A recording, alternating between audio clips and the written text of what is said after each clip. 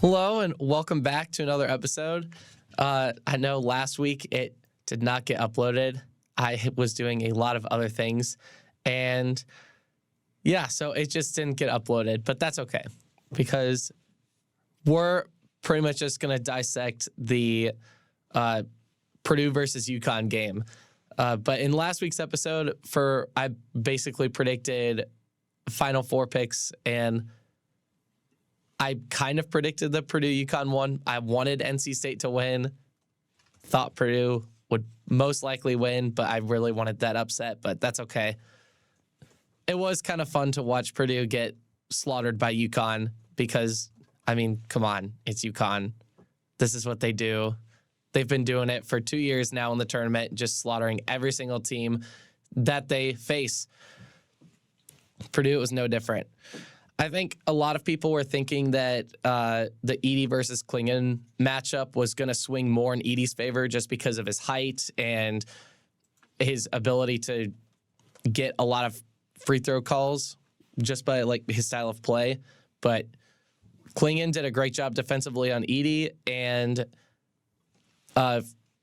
normally Purdue's strategy is they force teams to double team Edey, opens up their point guards for shots, and that just was not the case because they didn't need a double team Edey because they had Donovan Klingon. So, and I mean, we see that with the stats here. Purdue made one 3-point shot, a singular 3-point shot.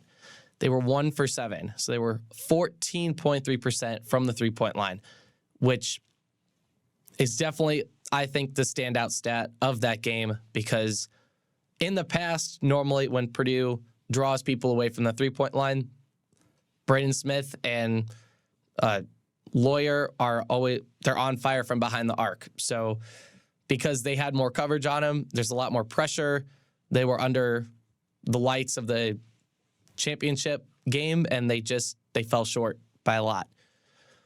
Edey also scored more than half the team's points. Purdue scored 60 points. Edey scored, I believe, 37, if I'm correct. Hold on, I need to scroll down. Yeah, Edey scored 38 points. 37 points. And their second highest scorer was Braden Smith. He scored 12 points. He was the one that made the 3-point shot for Purdue, and he was 4 for 12 from the field. So that's how he got his 12 points. Fletcher Lawyer actually scored 0 points in that game, and he only attempted one 3-point shot, which, again, that tells you a lot about how UConn was covering the 3-point line. They were doing a really great job of covering that 3-point line and just letting Donovan Klingon have that one-on-one matchup with Edey. Lance Jones, he also scored 5 points, but he also got into foul trouble pretty early on in the game. Just a couple of clumsy fouls that sent him to the bench pretty early. So he only scored 5 points, but he was 2 for 3 on field goals, which isn't bad, but that also means that, again, he didn't get a lot of playing time in comparison to Edey, Lawyer, and Braden Smith. But he, again, they were covering the 3-point line very well, so he only was able to take one. Now, for the bench, Purdue only had 2 bench points, which is not good because, again, like I said earlier, with Lance Jones coming out a couple of times early because of clumsy fouls, you rely on the bench to kind of come through and score some points. But the only person to score was Heidi when he rebounded the ball in the air and he dunked it over Klingon on an offensive rebound. Edey tried to throw the ball in, he missed, and Heidi was there and he got the ball in. I'm sure you guys have all seen that highlight at least 20 times because that was probably the play of the game, honestly, I think, was that rebound and score. And now looking at UConn's bench points, UConn had 3 people from the bench score. They had 21 bench points. Well, no, they had not 21, 12. 12 bench points in comparison to Purdue's 2. So that's a huge difference there. That's literally a 10-point difference right there. So if you take away bench points, Purdue would be at 58, and the Huskies would be at 65. You'd be looking at a completely different game if the bench scores were more even. Field goal percentage from both teams was also pretty even. I mean, there's a 4% difference. Purdue was 24 and 54. UConn was 30 and 62. UConn got more points from the field goal, though not just because of efficiency, but because they also took more field goals. UConn also took a lot more three-pointers. They took 22 three-pointers in comparison to Purdue 7, and they made 6 of them. So that three-point line was definitely that was a difference maker in that game. Free throws, looking at the free throw stat, it looks like it was called pretty evenly. Purdue had 15 attempts at the free throw line, and UConn had 11. They both were about the same in efficiency. Purdue made 11 of those free throws, so 11 for 15, that's 73.3%. And UConn was 9 for 11, which is 81.8%. But because UConn took less, I think like the efficiency is generally about the same when you look at it. For the rebounds, like in total rebounds, UConn got more. They had 35 over Purdue's 28. They had more offensive and defensive rebounds. UConn had 14 offensive rebounds, and Purdue had 9, which I'm kind of surprised Purdue only had 9, just because, again, they had the tallest player on the floor, so you'd think that they'd have a little more offensive rebounds because you know that Edey's going to be under the basket the entire game, whether it's on offense or defense. Defensive rebounds, it was a lot closer. Purdue had 19. UConn had 21. That makes sense. I'm still kind of surprised UConn had more defensive rebounds, but I think because of Purdue's game strategy of having Edey in the center and then pretty much just having everyone else hang out outside the three-point line, UConn's able to have more bodies under the basket, and they're able to have more opportunities to recover the ball. They both had 3 steals. UConn had 1 more block. They had 4 blocks over Purdue's 3 blocks, and they both had about the same amount of turnovers. Purdue had 9, UConn had 8, and fouls were about the same as well. Purdue had 15 fouls called on them, and UConn had 18. But I think the game overall went about the way I expected. I thought it would be close at the beginning, and then UConn would kind of just run away with it at the end, just because they have a great coach in Hurley, and they were able to adjust to Purdue's offense and also defensively, and they also kind of changed up their offensive scheme a little bit. Purdue did not adapt well to UConn and their changes, and that, I think, that won them over. That gave UConn the game. I think UConn just started to make even more mistakes. Purdue started to make more mistakes. UConn was forcing them to make more mistakes.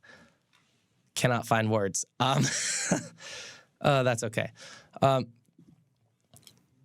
now I'm going to give the results for the group for the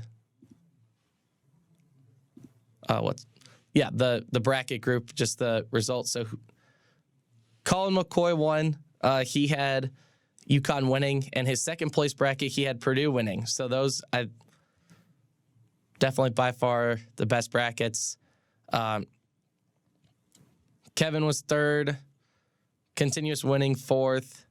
After Kevin's, though, everyone was kind of just lingering in the 500 to 400 point range, which isn't too much of a surprise. But for my brackets, a majority of mine, I had Houston winning, but for 2 of them, I had UConn winning. and I broke 1,000 points on that bracket, which I have never done. And in that bracket, I also had Purdue in the final, which that was strange. But yeah, so there's that. For swimming, I mean, that was all I had to say about the basketball games. But for swimming, there's been a lot of movement in the transfer portal. From what I've seen, I did talk about this last episode, but again, that didn't get uploaded because of me, because I was doing a bunch of stuff, and there's just no reason to upload it on over the weekend, because I was mostly talking about my predictions for the games and the games that happened. So but for swimming, the big thing was Bob Bowman going to Texas, leaving Arizona State. And one of the things that I was talking about was just what is that going to change for Arizona State? What's going to change for Texas? How does this affect the pro athletes that Bob Bowman was training in Arizona? Are they going to move to Texas? Are they going to stay in Arizona? Just stuff like that. But we've already seen a lot of Arizona State athletes, not necessarily pros, but college athletes entering the transfer portal. We can imagine that they are probably going to go to Texas and follow Bob, because normally, even no matter what the sport is, if a coach leaves and goes to another team, you will see players follow them there. When Arizona's head coach left Gonzaga, he was Mark Few's assistant coach. One of their players, Ballo, he also played at Gonzaga, but he followed the assistant coach to Arizona and played there. He is now in the transfer portal for his last year, but that decision of the assistant coach becoming the head coach at Arizona influenced him to enter the transfer portal and follow him there. We also saw, with Indiana football, when our head coach got fired, lots of players entered the transfer portal. Our quarterback went to, I think, Cincinnati, but he left because the head coach left, and normally when a new coach comes in, they make adjustments to the roster. But if you go with the coach that's coached you, they're probably going to bring you along into the roster. You're going to be a part of that roster with the team.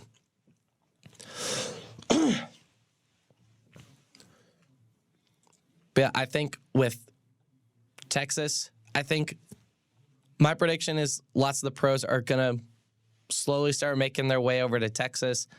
Texas now, I think last year they built a new outdoor swimming training facility. So now they not only have a 50-meter pool with a 25-yard dive well inside, but they also have, I believe it's 6-lane, 50-meter pool with 5 25-yard lanes with buckets outside. So Texas has an abundant amount of resources right now for the swimmers, and lots of people are going to want to go over there. So they're going to be able to take in all of those people. I don't really see a problem there. I think they're going to be able to take care of the swimmers incoming and also the swimmers that are trying to stay. But my early prediction for next year is that Texas is going to win the men's NCAA meet, and I think women's. I believe they were in the top 3 this year for women. So I think they might be able to snap Virginia's streak, because the past 3-4 years, Virginia, their women have won the swimming and diving meet on that side.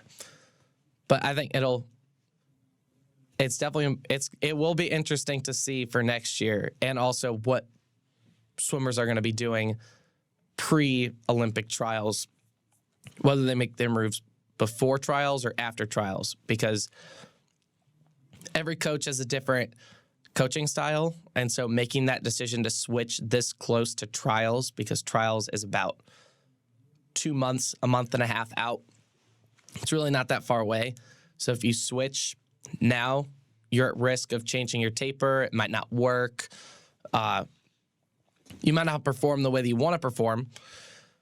But if you stay just for a little bit longer, like just pre-trials, then you'll still have your taper. You can still be in the portal just to kind of see what your options are and who wants you. But it'll definitely change how you swim if you go to a different team pre-Olympic trials. I mean, for swimming, normally, like with football, with sports like football and basketball, you go into the portal just to like see your NIL value. But with swimming and diving, there's not a lot of NIL value. So it's more of, how does the coach value you on their roster, like as a possible swimmer on their roster? Like, where would you sit on their roster? Would you be their 5th guy, their 3rd guy, their 1st guy in your event? Would you swim a different event entirely? You know, there's that too. I mean, we see, like, even in high school sports, you'll see swimmers switch events based on what the team needs. I mean, even if it's not your main event, but you fill that need for the team, it's probably where you're going to be if you end up switching schools or teams. But yeah, that is all I have for today. I also did say last week that I was going to, I guess you guys want to know what I said last week. But last week I said I was going to talk more about swimming, so I'm going to have more stuff prepared for that. But I really wanted to talk about the UConn-Purdue game because, well, I also kind of wanted to celebrate Purdue's loss because, you know, as an IU person, we love to see it. We love to see it. But yeah, we're going to have more stuff prepared for swimming next week. I'll see you all then.